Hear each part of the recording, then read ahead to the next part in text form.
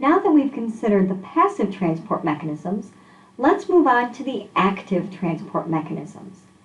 Active transport mechanisms require energy because we're moving molecules up their concentration gradient. We're taking molecules from where they're less concentrated and moving them to where they're already concentrated. We're just cramming even more in there. In addition to energy, this sort of transport requires a transport protein. You have to have the transport protein to bind to the molecules you're trying to move and push them across in the direction they wouldn't usually go. A very important type of active transport is an ATPase pump. An ATPase pump uses the energy from ATP to force molecules up their concentration gradient. The ATPase pump will bind to whatever it's going to transport, and it will also bind to a molecule of ATP. When that ATP is hydrolyzed or broken into ADP, the energy that's released is used to change the shape of the transport protein and move the molecule to the other side. A simple example of an ATPase would be a calcium ATPase, where the protein binds to calcium, actively pumps calcium out of muscle cells in order to stop muscle contraction. One of the most important ATPase pumps is the sodium-potassium ATPase. The sodium-potassium ATPase is found in all of our cells, and it has the very important job of moving sodium out of the cell and at the same time brings potassium into the cell. This means that our cells have a low level of sodium inside because we're constantly pumping sodium out, and they have a high level of potassium inside because we're constantly pumping potassium in.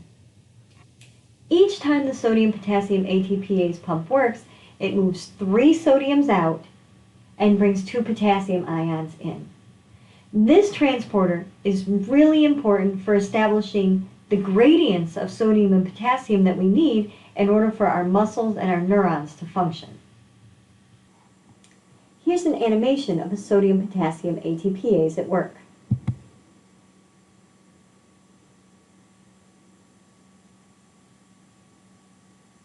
This animation is a little simplified because the potassiums and sodiums are not actually exchanged at the same time. The ATP binds and the transporter moves one way, and then when it hydrolyzes the ATP, it moves back the other, so that we transport the potassium one way and then the sodium the other, rather than both at the same time. But you still get the idea that what we're doing is transporting 2 potassiums into the cell and 3 sodiums out of the cell using the energy in ATP.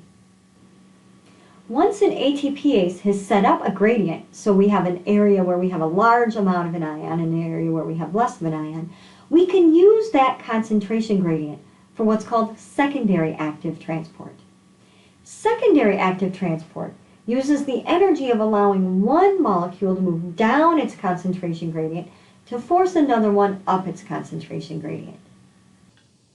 In this figure, we can see a sodium-potassium ATPase, which keeps moving sodium to the outside of the cell.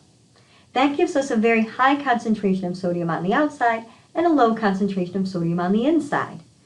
Sodium, if it had a way, would move back into the cell. It would move down its concentration gradient.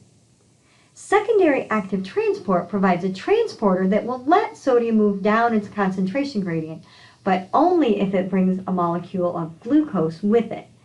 This is called a sodium-glucose symporter because we transport both at the same time. We let the sodium come in the direction it wants to if it brings a glucose molecule in with it. This allows us to build up higher concentrations of glucose inside the cell than we would have outside the cell. That's what makes this a form of active transport. We're actively transporting the glucose by allowing the sodium to come in passively. I like this animation of secondary active transport because first it shows the sodium-potassium ATPase setting up the concentration gradient, getting lots of sodium on the outside and a lot of potassium on the inside of the cell. Then it shows how letting the sodium come back into the cell will bring glucose in with it.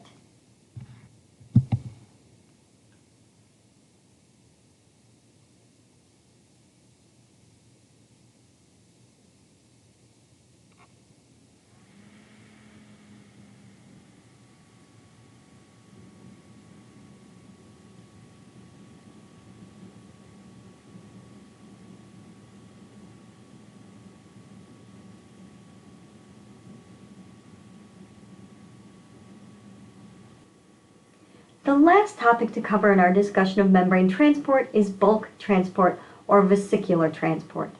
In this type of transport, we move things in and out of the cell in vesicles.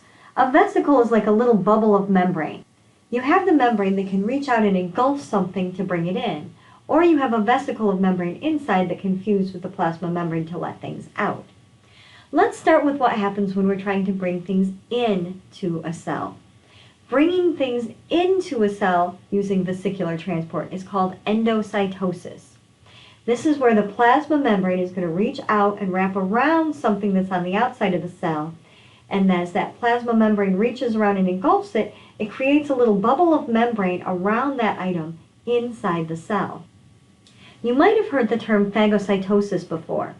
In phagocytosis, the membrane reaches out and engulfs some sort of solid particle on the outside of the cell to bring it in. Pinocytosis is similar, but in pinocytosis we're not going after a large solid object, but rather sort of engulfing little bits of fluid from outside the cell and anything that might be dissolved into that fluid, and that's what gets brought into the cell. Another important form of endocytosis is receptor-mediated endocytosis. With receptor-mediated endocytosis, we're not just randomly pulling things into the cell and hoping we get something we want. With receptor-mediated endocytosis, no endocytosis occurs until a specific molecule binds to a receptor on the surface of the cell. And the binding the molecule to the surface of the cell is what triggers the process that engulfs the item and brings it into the cell. The opposite of endocytosis, which is bringing things into a cell, is exocytosis, a process that releases things to the outside of the cell. In exocytosis, molecules that we want to release are packaged into a vesicle inside the cell. That vesicle, that little bubble of membrane, then floats up to the plasma membrane and fuses with it. You may have seen two bubbles fuse together before. This is a bubble of membrane that fuses to the inside of the plasma membrane, and that releases the contents of the vesicle to the outside of the cell.